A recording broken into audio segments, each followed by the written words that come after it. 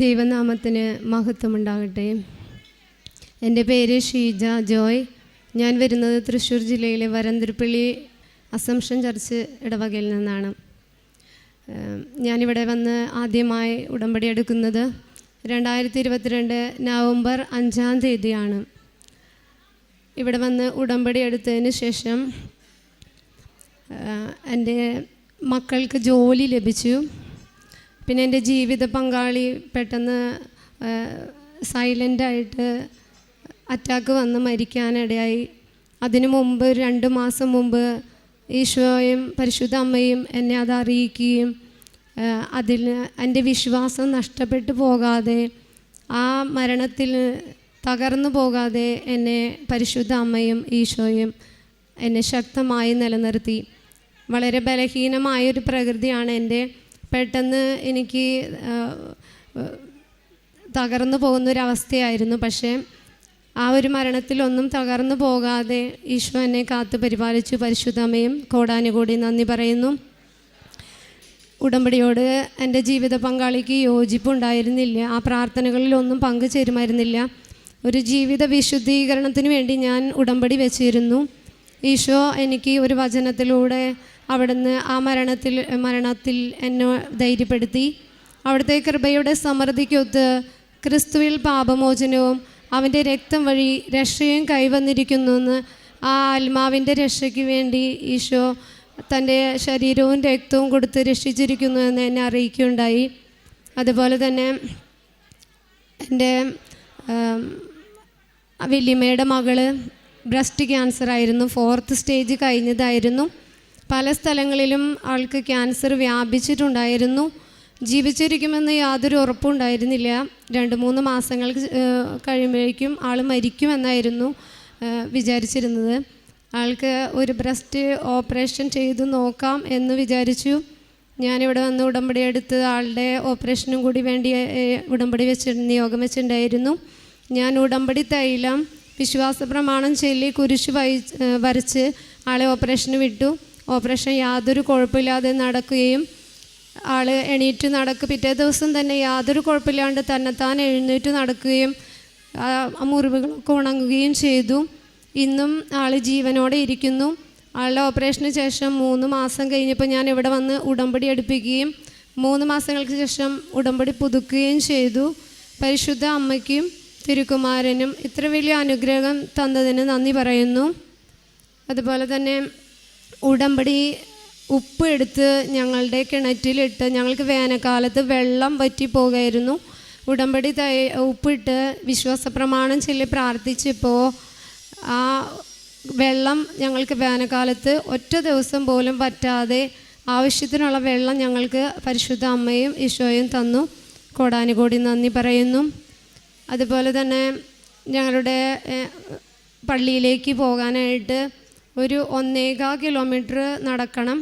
അപ്പം ഞാൻ ഈശോയ്ക്ക് വേണ്ടി ശുശ്രൂഷ ചെയ്യുന്നൊരു മകളാണ്. ഡെയിലി ആരാധന ഞങ്ങളുടെ പള്ളിയിൽ കാലത്ത് 8:30 തുടങ്ങി രാത്രി 9 മണി വരെ വയ്ക്കും. ആ സമയത്ത് ഉച്ചയ്ക്ക് 1 മണി തുടങ്ങി 3 മണി വരെ ഡെയിലി ആരാധന നയിക്കുന്നത് ഞാനാണ്. അപ്പോൾ ഡെയിലി ഉച്ച നേരത്തൊക്കെയും ഭയങ്കര മഴയായാലും വെയിലായാലും നടന്നു പോകണം. ആ സമയത്ത് ഞാൻ പരിശുദ്ധ അമ്മയോട് ഈശോയോടും പ്രാർത്ഥിച്ചു, എനിക്ക് പള്ളിയുടെ അടുത്ത് തന്നെ ഒരു സ്ഥലം തരണമേ എന്ന് പറഞ്ഞ് ഇവിടെ വന്ന് നിയോഗം വെച്ച് പ്രാർത്ഥിച്ചായിരുന്നു. പരിശുദ്ധ അമ്മ ഞാനിവിടെ നിന്ന് ഉടമ്പടി പുതുക്കി പോയ 1 മാസം പോലും തികയേണ്ട കുറച്ച് ദിവസങ്ങൾക്കുള്ളിൽ തന്നെ വളരെ വിലപിടിപ്പുള്ള സ്ഥലത്ത് തന്നെ ഞങ്ങൾക്ക് വേണ്ടി ഒരു 14 സെൻറ്റ് സ്ഥലം ഞങ്ങൾക്ക് അമ്മ വാങ്ങി തന്നു. അതിൻ്റെ കരാറ് കഴിഞ്ഞു. പരിശുദ്ധ അമ്മയ്ക്കും തിരുകുമാരനും കോടാനുകൂടി നന്ദി പറയുന്നു. അതുപോലെ ഈ ഉടമ്പടി ഈശോയ്ക്ക് വേണ്ടി ശുശ്രൂഷ ചെയ്യുവാൻ, അനേക ആത്മാക്കളെ നേടിയെടുക്കുവാനായിട്ട് എന്നെ ഒരു ഉപകരണമാക്കണേ എന്ന് ഞാൻ എപ്പോഴും ഉടമ്പടി വെച്ച് പ്രാർത്ഥിച്ചിരുന്നു.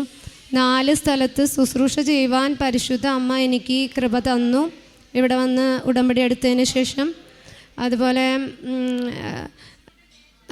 എൻ്റെ യൂട്രസ് റിമൂവ് ചെയ്യേണ്ടി ഭർത്താവിൻ്റെ മരണത്തിന് ശേഷം എനിക്ക് ഒത്തിരി ഇങ്ങനെ തളർച്ച, ഇങ്ങനെ ഭയങ്കര ക്ഷീണം, മെലിഞ്ഞു പോകുന്നൊരവസ്ഥ വന്നിട്ട് ഞങ്ങൾ ഹോസ്പിറ്റലിൽ പരിശോധനയ്ക്ക് പോയതാണ്. അവിടെ ചെന്നപ്പോഴാണ് എൻ്റെ യൂട്രസിൽ 2 ഫൈബ്രോയിഡ് ഉണ്ടെന്നും അത് ഒത്തിരി വലിപ്പം വെച്ചുവെന്നും അത് യൂറിനറി ബ്ലാഡറിനെ ഒട്ടിച്ചേർന്നിരിക്കുകയാണെന്നും അറിഞ്ഞത്.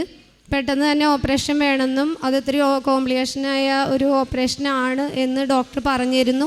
ഒത്തിരി മണിക്കൂറുകൾ എടുത്തിട്ടാണ് അവരത് ചെയ്തത്. അപ്പോൾ യൂറിനറി ബ്ലാഡർ മുറിയുകയും അതിൽ നിന്ന് വിടർത്തിയെടുത്തപ്പോൾ മുറിയുകയും അത് സ്റ്റിച്ച് ഇടുകയും ചെയ്തിരുന്നു. അതുകൊണ്ട് യൂറിൻ പോകാനായി ഒരു ട്യൂബ് ഇട്ടുണ്ടായിരുന്നു. 15 അത് പിറ്റേ ദിവസം എന്നെ ICUവിൽ നിന്ന് എണീപ്പിച്ച് നിർത്തിയതായിരുന്നു.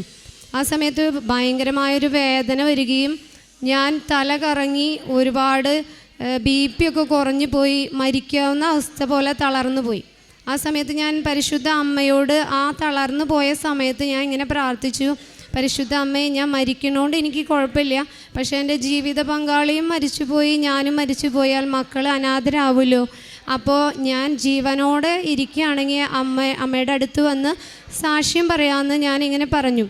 ആ സമയം തന്നെ പരിശുദ്ധ അമ്മ വിട്ട പോലെ ഒരു മകൾ എൻ്റെ അടുത്ത് വരികയും എന്നെ തന്നെ പരിചരിക്കുകയും മണിക്കൂറുകൾക്കുള്ളിൽ ഞാൻ റിക്കവർ ആവുകയും ചെയ്തു. ഞാൻ നടക്കുകയും എൻ്റെ റൂമിലേക്ക് ഷിഫ്റ്റ് ചെയ്യുകയും ചെയ്തു.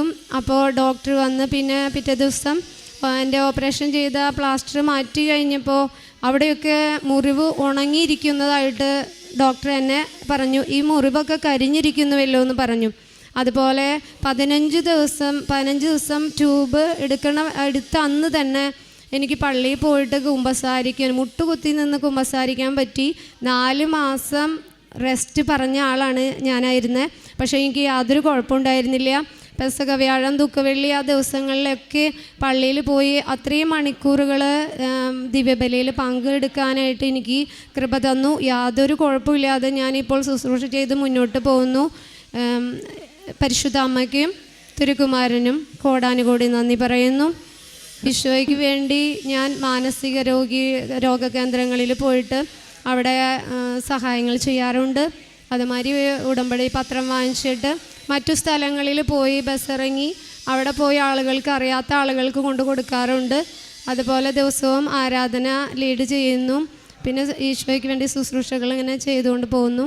ഹൃദയം നുറുങ്ങിയവർക്ക് കർത്താവ് സമീപസ്ഥനാണ്, മനമുരുകിയവരെ അവിടുന്ന് രക്ഷിക്കുന്നു. 34-ാം സങ്കീർത്തനം 18-ാം തിരുവചനമാണ്.